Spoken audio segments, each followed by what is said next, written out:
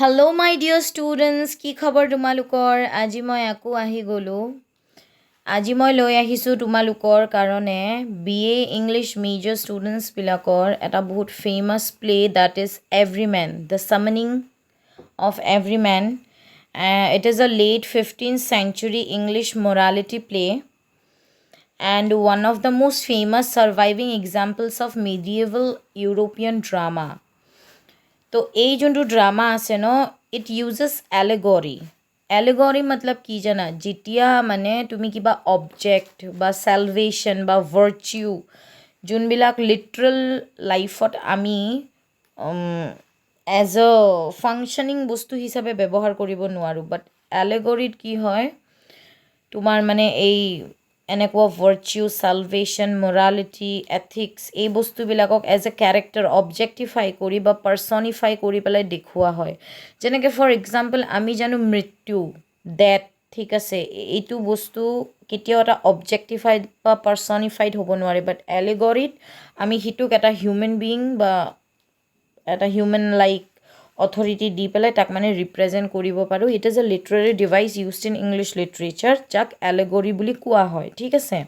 তো এই গোটেই ড্ৰামাটোৱে এলেগৰি বেছডে হয়, বিকজ ইয়াতে যেনেকৈ তোমাৰ গড হওক, ডেথ হৈ গ'ল, কনফেশ্যন হৈ গ'ল, ৰিলেটিভছ হৈ গ'ল, গুডছ, মেটেৰিয়েলিষ্টিক গুডছ, এইবোৰ বস্তুক ইয়াতে মানে পাৰ্চনিফাই কৰিছে এণ্ড সিহঁতকে as a character of the drama দেখুওৱা হৈছে। চ' আই হোপ তোমালোকৰ এই কনফিউজনটো ক্লিয়াৰ হৈ গৈছে।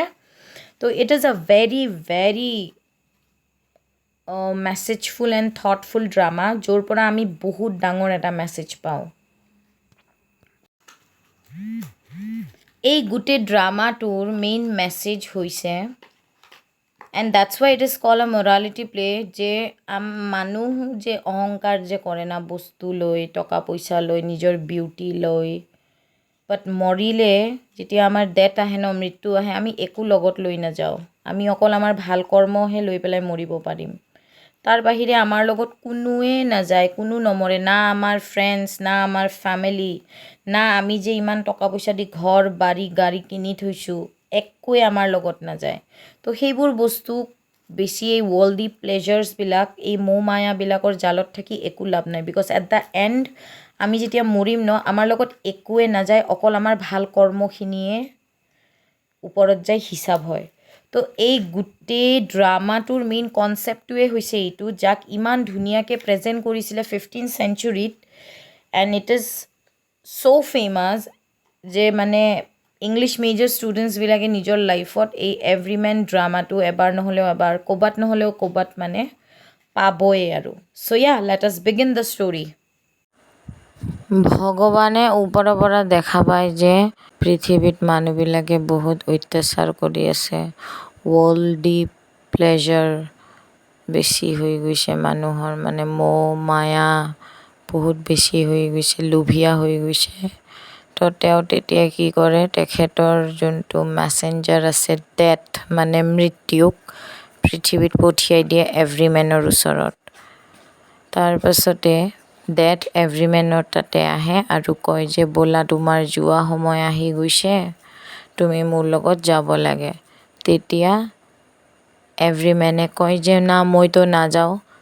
তেতিয়া ডেথে কয়, সেনেকুৱাতো কোনো অপশ্যন নাই যে মোৰ লগত তুমি নাযাবা, তুমিতো যাবই লাগিব, মই আহিছোঁ যেতিয়া। কিন্তু মই তোমাক এটা অপশ্যন দিব পাৰোঁ যে তুমি লগত কাকবা লৈ যাব পাৰিবা, যদি তুমি লৈ যাব বিচাৰা, বাট তুমি যাবতো লাগিবই আৰু কি। তো তেতিয়া এভৰিমেনে ডিচাইড কৰে যে সি তাৰ লগত লৈ যাব কাকবা। তো সি চবচে ফাৰ্ষ্টতে তাৰ ফ্ৰেণ্ডছবিলাক মানে ফেল'শ্বিপৰ ওচৰত আহে আৰু আহি পাই পেলাই সিহঁতক কয় যে মোৰ লগত এক জেগাত যাব লাগে। তো ফ্ৰেণ্ডছবিলাকে চবে মানি যায়, ঠিক আছে হ'ব যাম। কিন্তু যেই সি কয় যে ডেথ, জাৰ্ণি টু ডেথ মানে মৃত্যুৰ ৰাস্তাত যাব লাগিব, লগে লগে ফ্ৰেণ্ডছবিলাক পলাই যায়। তাহাঁতে কয় যে না বাবা না, আমিতো যাব নোৱাৰিম। তাৰপাছতে এভৰিমেন যায় তাৰ কিড এণ্ড কিনছবিলাকৰ ওচৰত, কাজিনছ, ৰিলেটিভছবিলাকৰ ওচৰত। তো ৰিলেটিভছবিলাকেও ডাইৰেক্ট মানা কৰি দিয়ে, কয় যে মই যাব নোৱাৰিম, বাহানা দি দিয়ে, এক্সকিউজেছ দি দিয়ে যে না মইতো যাব নোৱাৰিম। তো তাৰপাছত এতিয়া এভৰিমেন বহুত চিন্তাত পৰে, দেখিলে যে তাৰতো এই ফ্ৰেণ্ডছ এণ্ড ফেমিলি যাৰ লগত সি ইমান পাৰ্টি কৰিছে, ইমান ভাল টাইম স্পেণ্ড কৰিছে, আৰু আজি যেতিয়া তাৰ লগত যাব লাগে কোনোৱে নাযায় মানে। তো তেতিয়া এভৰিমেনে কি কৰে, সি যায় তাৰ যোনবিলাক মেটেৰিয়েলিষ্টিক বস্তু আছে গুডছবিলাকৰ ওচৰত। তো গুডছৰ ওচৰত যেতিয়া যায়, গুডছেও মানা কৰি দিয়ে। তো সি তেতিয়া মানে গুডছবিলাকক বহুত ৰিকুৱেষ্ট কৰে, বিকজ সেইবিলাকতো সিয়ে তাৰ লাইফত এড কৰিছে না, তো সিহঁতৰ ওপৰত তাৰ অধিকাৰ আছে। তো সি যদি বিচাৰে সিটো লৈ যাব পাৰে, বাট গুডছ মানে বিৰাট অহংকাৰী।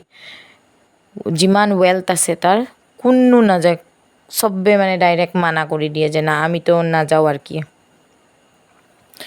তো এভৰিমেন এতিয়া কি কৰে, সি তাৰ পাছতে যায় যোনটো তাৰ মানে বিউটি আছে, তাৰ 5 উইটছ আছে, ঠিক আছে, মানে আমাৰ 5 চেন্সেছ সিহঁতৰ ওচৰত। তো সিহঁতে তেতিয়া কয় যে অ'কে, আমি তোমাৰ লগত যাব পাৰিম, বাট আমি তোমাৰ লগত খালি যাব পাৰিম অন দ্য ৱে, ঠিক আছে। তোমাৰ মানে গোটেই জাৰ্ণিটোত আমি তোমাৰ লগত যাব পাৰিম, বাট ডেষ্টিনেশ্যন যোনটো আছে তোমাৰ, য'ত তুমি ষ্টপ হ'বা, তাতে কিন্তু ভাই আমি তাৰেলৈকে যাব নোৱাৰিম আৰু কি। তো তেতিয়া সি এভৰিমেন যায় গুড ডিডছৰ ওচৰত। তো যেতিয়া গুড ডিডছৰ ওচৰত যায়, গুড ডিডছ মানে ভাল কৰ্ম, এভৰিমেনৰ গুড ডিডছ বহুত দুৰ্বল হৈ আছে, গুড ডিডছ বহুত বেছি দুৰ্বল। কিয়? কাৰণ এভৰিমেনে তাৰ গোটেই লাইফ টাইমটোত চিনছ বেছি কৰিছে, গুড ডিডছ বহুত কম কৰিছে, যাৰ ফলত গুড ডিডছ বহুত কমজোৰ হৈ আছে। তো তেতিয়া গুড ডিডছে কয় যে মইতো তোমাৰ লগত যাব বিচাৰোঁৱে, বাট ৰাইট নাও মোৰ মানে কণ্ডিশ্যনটো বহুত টেৰিবল হৈ আছে, মই তোমাৰ ছাথ দিব নোৱাৰিম। তুমি মোৰ ছিষ্টাৰ নলেজৰ ওচৰত যোৱা, নলেজে তোমাক ডেফিনেটলি কিবা ৰাস্তা দেখাব পাৰিব, আৰু নলেজে তোমাক কিবা হেল্প কৰিব পাৰিব। তো এভৰিমেন কি কৰে, এতিয়া এভৰিমেন যায় গুড ডিডছৰ ছিষ্টাৰ নলেজৰ ওচৰত, আৰু নলেজক যাই পেলাই গোটেই কথাখিনি কয়। তেতিয়া নলেজে কয় যে য়েছ, মই তোমাৰ লগত জাৰ্ণি টু দ্য ডেথ মই তোমাৰ লগত যাম, বাট তোমাৰ যে গুড ডিডছ ইমান কমজোৰ হৈ আছে, সেই গুড ডিডছৰ কমজোৰিটো ঠিক কৰিবৰ কাৰণে তুমি কনফেশ্যনৰ ওচৰত যাব লাগিব। এতিয়া কনফেশ্যনে তোমাক কিছুমান ষ্টেপছ বা প্ৰচিজাৰ্ছ দেখাব বা ক'ব, তাৰ পাছতহে যাই তোমাৰ গুড ডিডছবিলাক এগেইন ৰিকভাৰী হ'ব আৰু ষ্ট্ৰং হ'ব। তো এতিয়া এভৰিমেন নলেজৰ কথা শুনি পেলাই কনফেশ্যনৰ ওচৰত যায়। তো কনফেশ্যনে তাৰ পাছতে তাক কয় যে তুমি ছেক্ৰামেণ্টছ কৰিব লাগিব। Sacraments is a Christian holy ritual, okay, বেপ্টিষ্টবিলাকে একচুৱেলি কৰে এইটো।